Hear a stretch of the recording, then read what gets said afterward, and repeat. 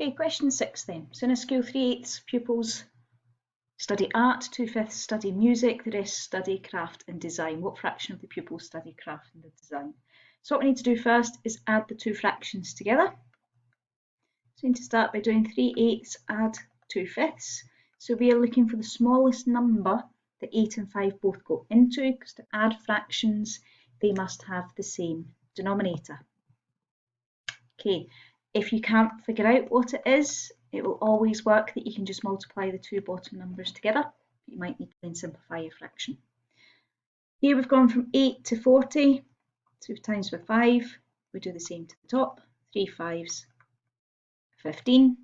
Here we've gone from 5 to 40, we've times by 8, do the same to the top, we get 16. Add the two together, 15 add 16 is 31, denominator stays the same. You can also do that on your calculator if you prefer, it doesn't need to be done without a calculator. So that's how many pupils study either art or music. The rest study craft and design, because we're talking about fractions. We're finding out what we have left from one whole. So I want to make this up to 40 40ths. So I have 9 left. Okay, hope that helps. If not, get back in touch. We can go through some more.